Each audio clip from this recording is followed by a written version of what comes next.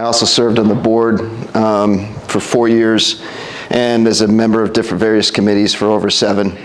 I'm going to weave a little bit of my experience on the board into this, talk about what happened in the past, not in an accusatory fashion, just from a factual standpoint, but make it relevant to where you guys are today, and I think you'll enjoy that. So I am trained in the methodology of Patrick Lencioni. Does anyone know Patrick Lencioni? I do now. You do now. Most people say that because he's kind of a niche expert in organizational health and leadership. You'll see a lot of guys like John Maxwell and other famous names. They're focused on leadership. You got to be a good leader and conduct yourself in a manner that people follow you and listen to you. What Patrick Lencioni talks about is you got to be a good team player. You got to build a healthy team, a high-performing team, because the more this team works together, and any team and any organization works together, the better results you get. So it is about leadership, but it's really focused on team leadership. So before I begin, I was hoping everyone would go around the room, like just 30 seconds, talk about, first of all, what your name, what you do for the club, not your title, but what you do for the club, and what's a characteristic you look for in hiring someone. Let's start with you, Kathy. Sorry to embarrass you. You want me to start with Jeff? You want me to start with Jeff? Jeff, could you start? I'm Jeff. I keep the alcohol flowing for the members. That's important. Also help keep the restaurant organized and moving. I think I look for experience and team player. That's okay. Yeah. Team player. Okay. Next. Tanner, I run the kitchen at Slice. I'd say enthusiasm. Okay. Enthusiasm. Someone wants to show up with a good attitude. Next. So, Fareed, I help cook the food here and kind of lead the culinary team. Biggest thing I look for is if they would be kind of a good fit, kind of similar, characteristics in them, and just want to be part of the team that way. Fit with The teams in the kitchen. kitchen team. Yeah. Okay. Next. Clay, I keep hot food hot. Willingness. That's important. For characteristic, would be well. Willingness. Next. Josh Bud, golf course superintendent, and definitely experience with our field, but personality as well. Personality. Okay. Next. I'm Tanya. I'm assistant manager at Slice. I would say willingness to learn, have people skills. Okay. Michael, I support the food and beverage program as best I can, and torn between honesty and being able to get along with the team. Okay. That's what makes the whole hire for real and not skill. Okay. My name is Eden. I work in the fitness department. I would say that my job is creating community. I look for experience in candidates, but also reliability, joy, confidence. I'm sorry, what was the second, after experience, what was the second word? Reliability. Oh, reliability, okay. Wes, we know what you do, but what do you look for in hiring a candidate? I would say attitude and hospitality. Okay. I'm Amanda, the membership director. I don't hire anyone, but communication is good for me. Next. Melissa, I do anything that will help make the membership experience better. And I look for confidence and someone that can lead And and being managed. I just want to say, Melissa's probably the one person, you've gone from a server to a leader in my time here, and I think it's wonderful to see that.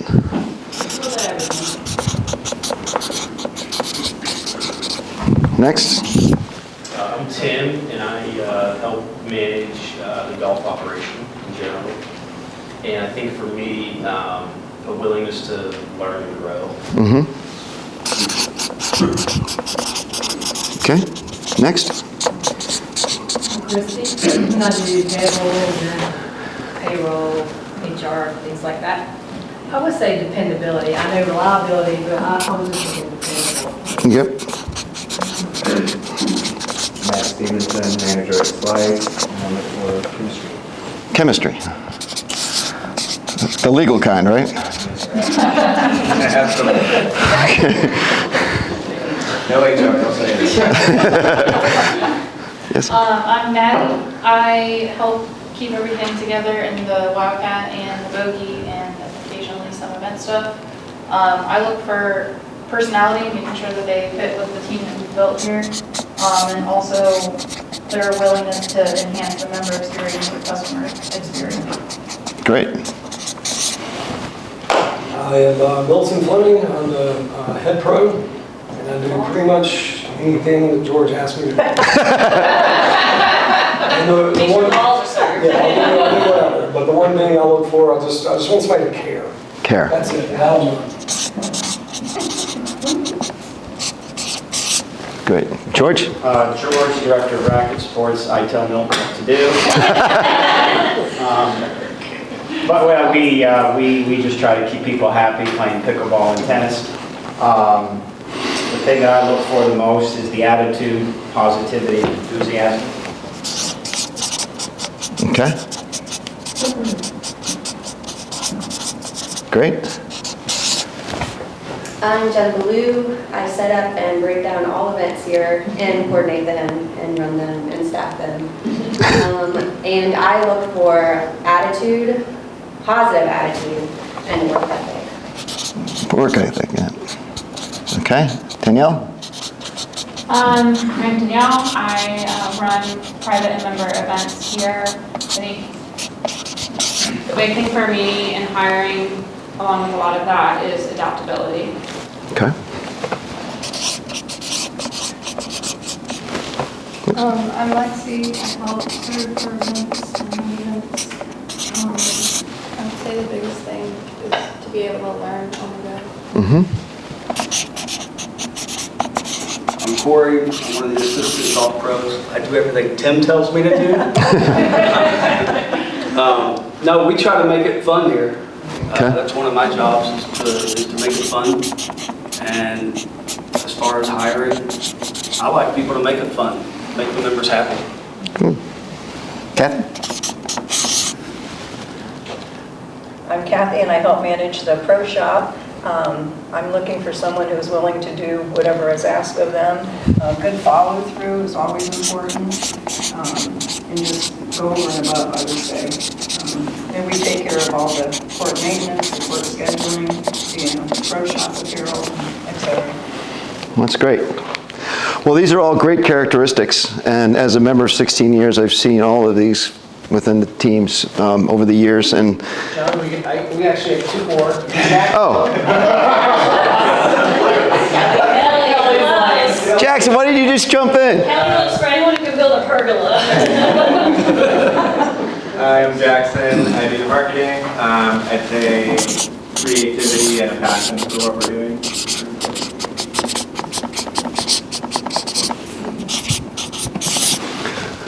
My name's Kelly. I'm building maintenance, and I'm not even sure I'm supposed to be in this meeting.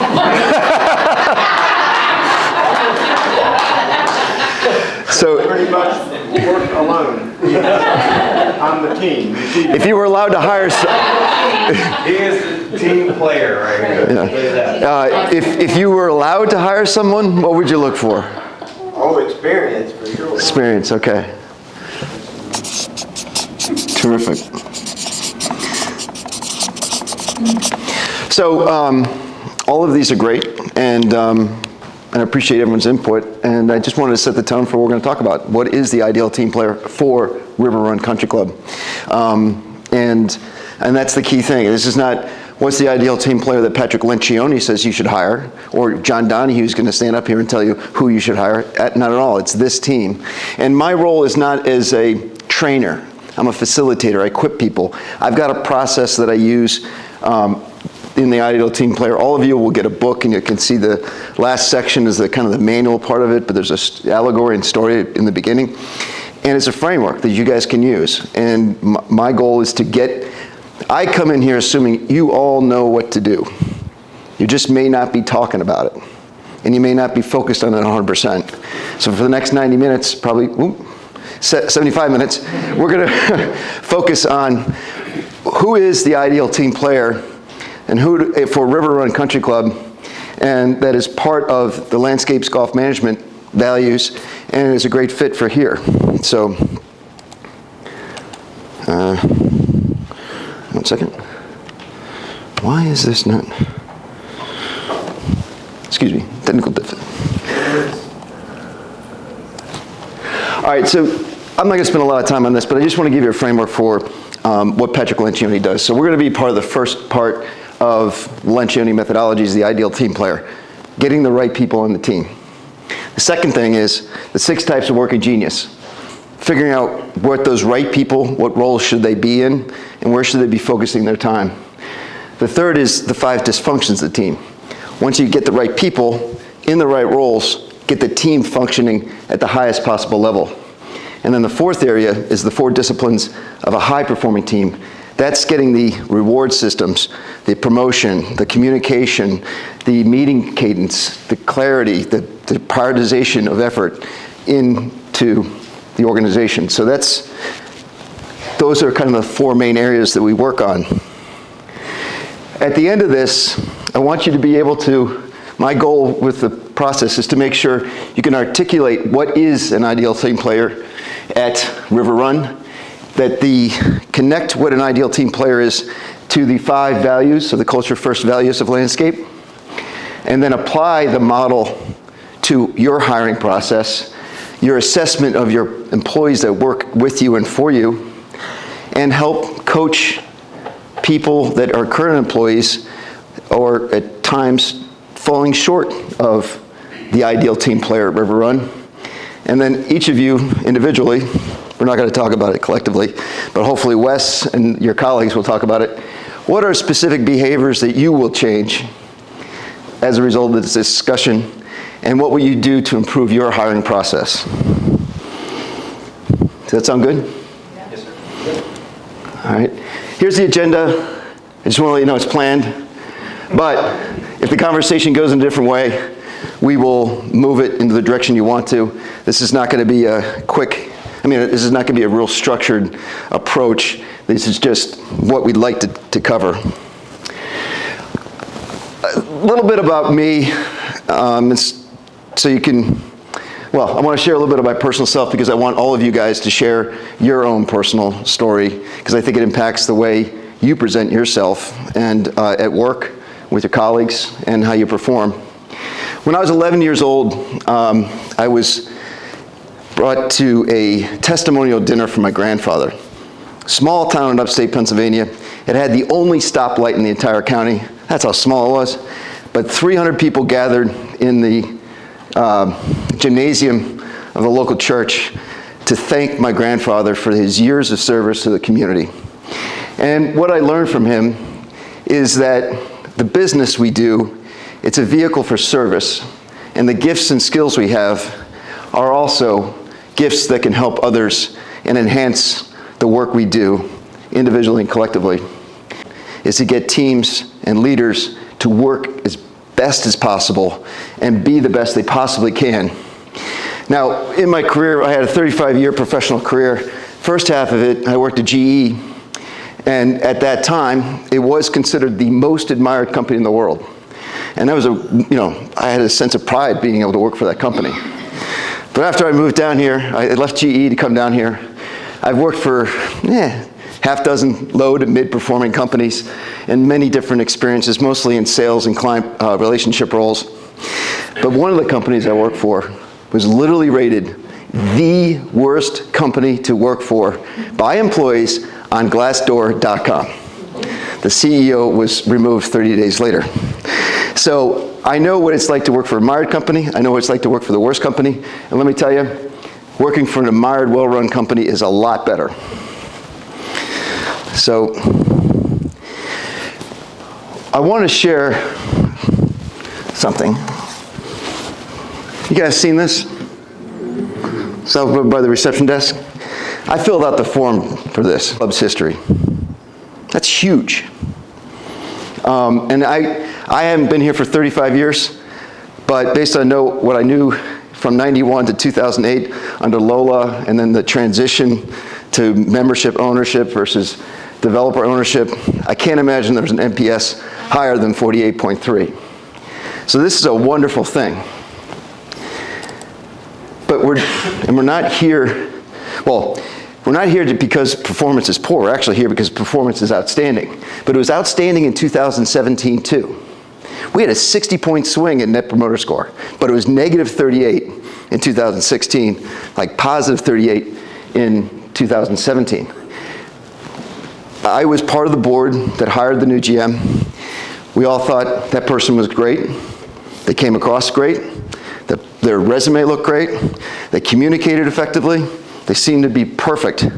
But in 9 months, we went from, we got a great hire, to we have to make a change, and that person was let go. And I don't blame that person so much as I blame the people that were part of the decision to bring that person on. And I bring her up, not to, I said her, I'm trying to be objective.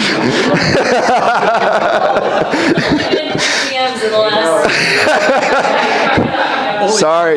Anyway, it's not about that person. It's about a bad hiring process. So you guys are great now. So your standards for bringing on someone has to be higher because expectations will only rise. So I just want to say, let's take a breath. This is awesome news. The club is outstanding. As a member, it's the best it's been run in 16 years.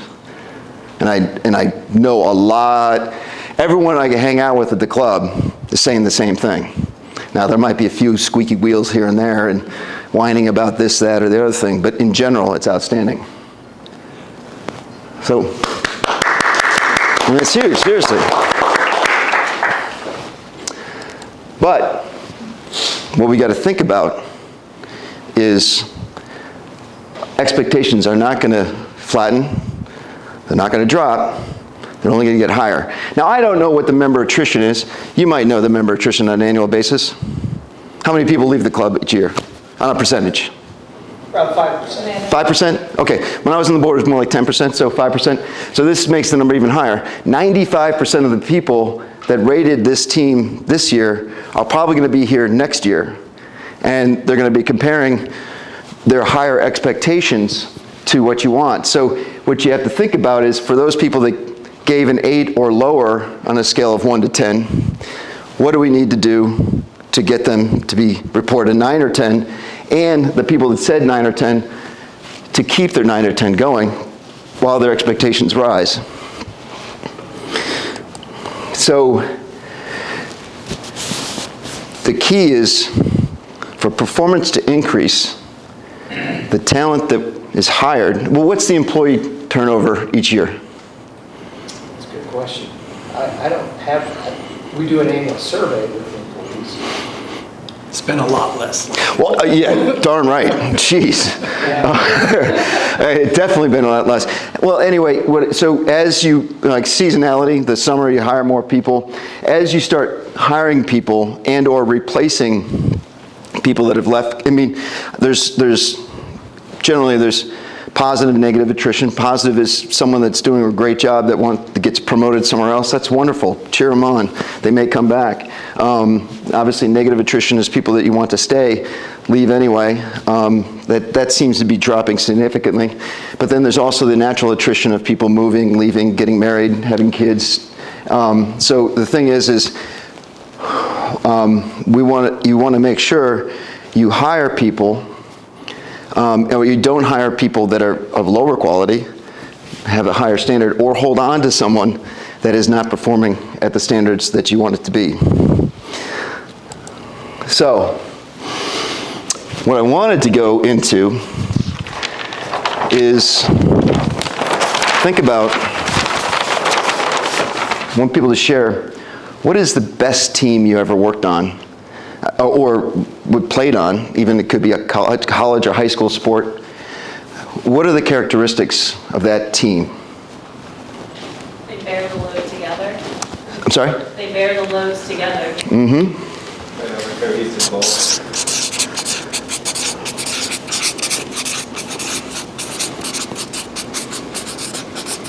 Sorry, what was the second one? They have a cohesive goal. Cohesive goal. Perfect.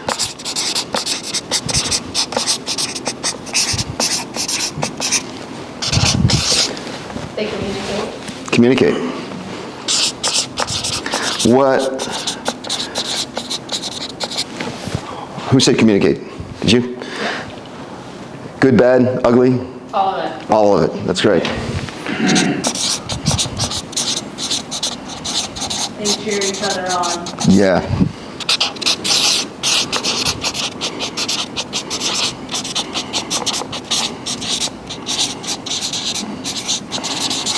Anything else? Everybody's willing to go above and beyond. Above and beyond?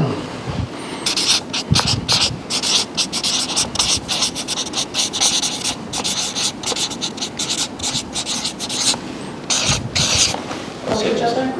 Oh, Support each other. support each other?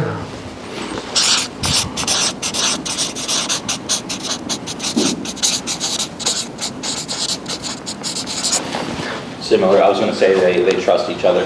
Trust, very important. What kind of trust?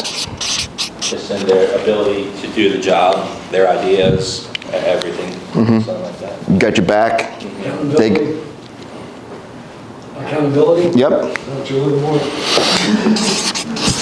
for. I'm looking for what you're looking for.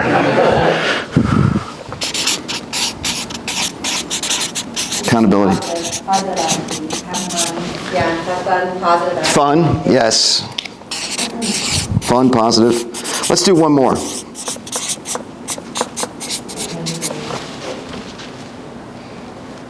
Did I hear someone else? I just said dependability. Dependability. They show up on time. They stay for the entire practice or the entire work schedule. They stay longer if they need to be. They don't cut corners.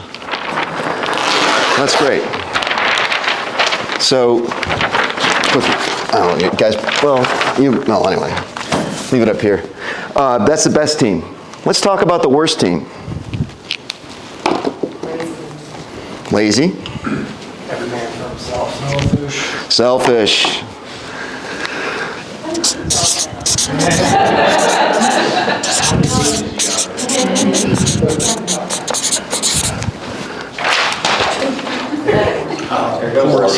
Poor communication. Let's see if you'll stay here. It's metal. This is kind of furry. I'm sorry, I missed the third one. Poor communication. Poor communication. Lack of urgency.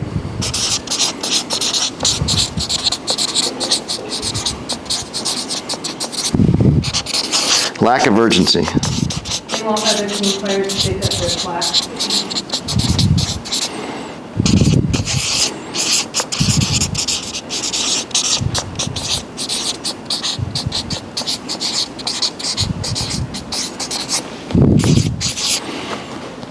Not having the tools that you need to be successful. Never being happy, like never enjoying your success. It's never Negative. They're negative. Yeah, they always look on the dark side of things. there's never The cup is half empty. end goal. Yeah, okay.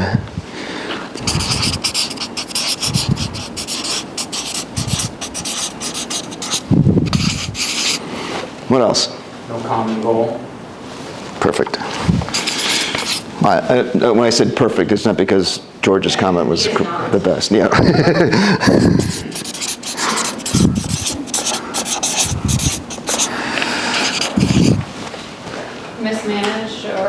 lack of accountability. Okay, let's take one more. Poor work ethic. Poor work ethic. What does work ethic mean?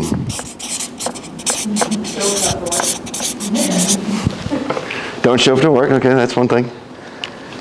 What you do when others aren't watching. What you do when others aren't watching. That's great. What you take pride in at work. Mm-hmm. That's good.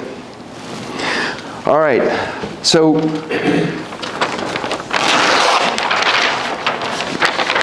needless to say, you guys enjoy working on best teams versus worst teams?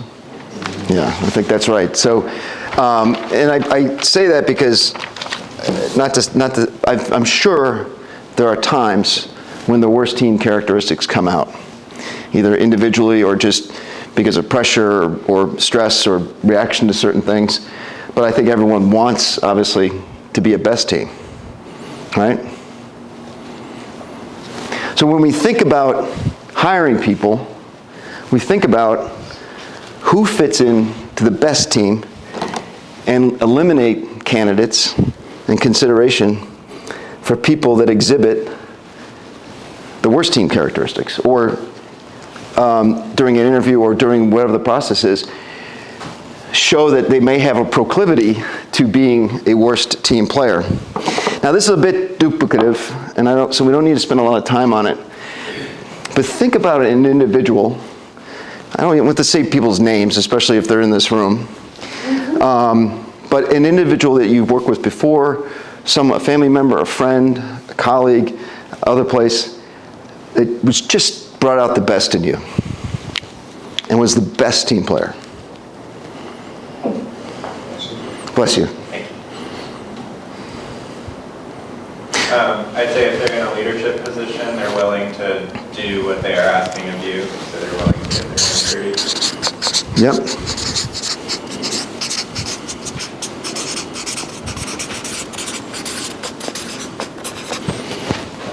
Also, with the leadership position, being able to teach you something.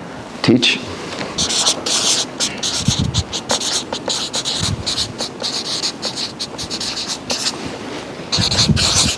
I think a lot of us in this room do a good job of this, recognizing opportunities. Mm-hmm.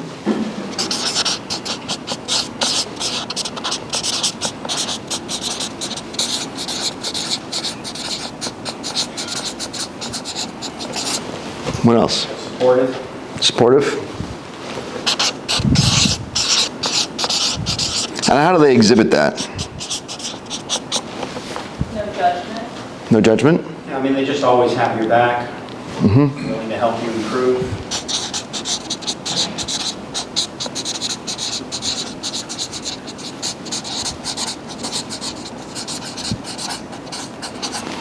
Lead by example.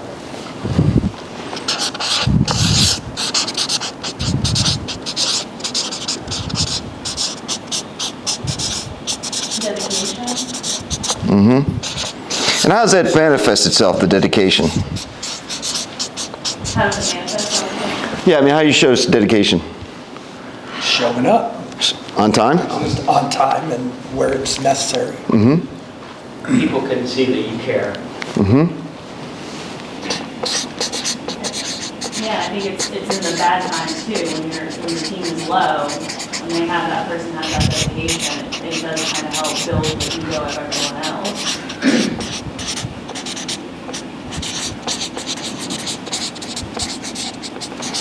Okay. Proactive. Proactive.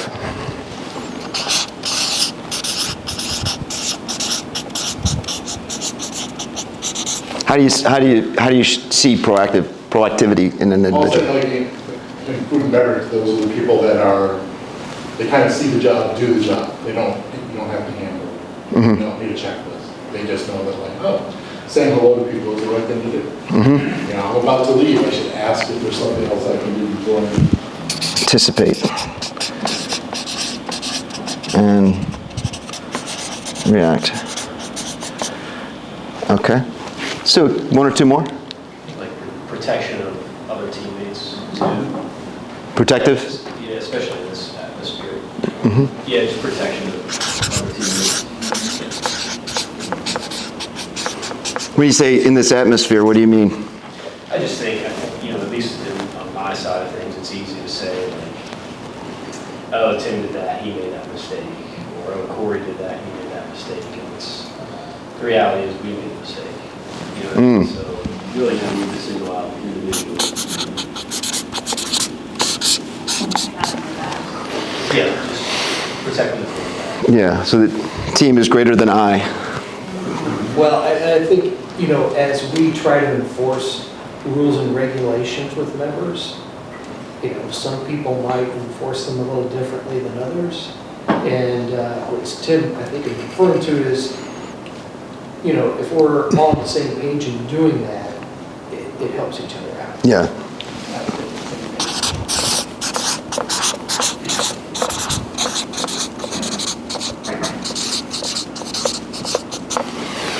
Great.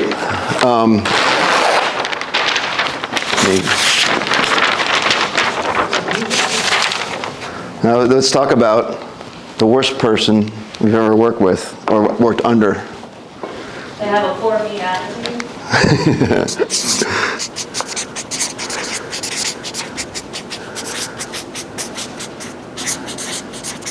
I put a for me. Oh, for me? For me. Oh, I was like, no, you got to give to me. It's all about me. It's all happening to me, right? For me. Yeah. Okay. They disappear. And last one is. I think they create division among the team, whether it's talking about them or. Create divisions. What Tim was saying, but the opposite, and then you got saying someone else's fault or not going in as a team. Mm-hmm. They seem to like discord and gossip. I would not be able to be strong enough to say, hey, we'll figure it out together. Yeah. You did something wrong. Or I think they put others down to make them look better.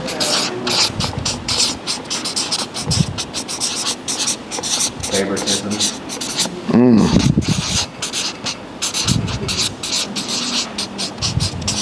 Favoritism, yep. Anything else? Union effect, not my job. Not my job.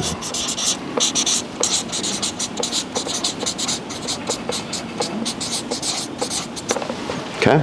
Not willing to learn or grow, or like learn from past mistakes.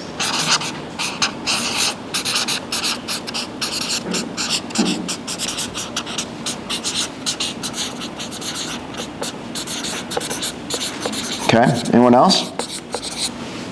Blaming and fault finding.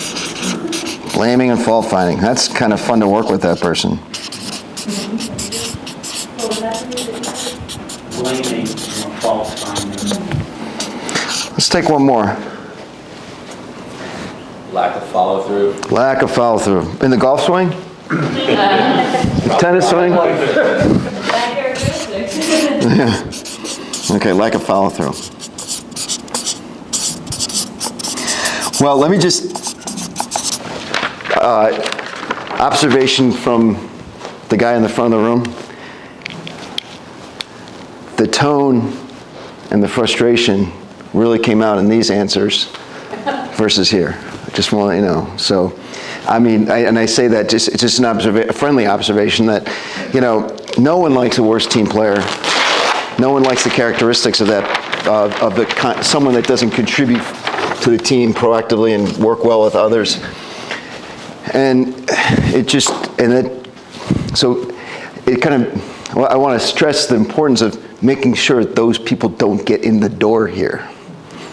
And if they do sneak in, well, we're going to talk about this, but that behavior is corrected quickly and proactively, and they're made it clear. Well, let me just say this. I listened to the former CEO and chairman of Truist Bank. He's clearly a Southern gentleman that has seen it all. And he says, I must have read about 180 leadership books. This guy's passionate about leadership. And he says, he said in it, you can't tolerate people that don't fit in the team. And so, well, how do you do that? On a Friday afternoon, you sit down with them and you say, you are doing this, and you're doing this. We don't want you to do any of that. We want you to do this, this, and this. If you're willing and ready to make a change, come back Monday morning. If you're not, we'll support you in your next venture in any way you want. You're not welcome here. So that's the kind of attitude you have to have. That kind of behavior is not welcome here. Not in it. You could be fair, be thoughtful, share the kind truth, but don't tolerate it. Speaking of not tolerating it, here are the 5 values. You guys want to talk about these? You love them? They're pretty darn good. Do the right thing, take care of each other, find a way, lead, be the best. A lot of that green stuff is in here. And I think it's important, culture first, values. These set the minimum standards of expectations. This is not the limit. Like once you get here, you're great. No, you got to use this as a guideline to exceed. This is the minimum fundamental things you guys need to do being a part of the landscape golf management. So what I want to share is the model for the ideal team player. It only took us 40 minutes to get here. But there are 3 virtues of an ideal team player. And Patrick Lencioni wrote this book. It was a bestseller, millions of copies. You're all going to get a copy and decide for yourself if it should be a bestseller. But it's 3 characteristics: humble, hungry, and smart. Now, humble came through in the red and green. It's, everyone has an ego, but you don't drive the ego that is selfish. You share your credit with others. You put the team ahead of yourself. That's the most important part. Hungry, you're self-motivated and diligent. You're always looking for the next thing to contribute. You don't like the status quo. You said, I see you knocking your head. What better class can I make? What else can I do with the men and women that come in here? What do they need? Always thinking about it. People smart. Smart is not necessarily intelligence. Everyone gets in the door because they got a good resume, whether it's college or work experience or whatever. That's a given. You've got the intelligence to be here. But do you read the room? Do you know what's going on in the room? And do you find a way to use that knowledge to make it better, not undermine it? So that's what humble, hungry, and smart is. And the ideal team player possesses all 3. The next, I'm going to go through a little bit of a soliloquy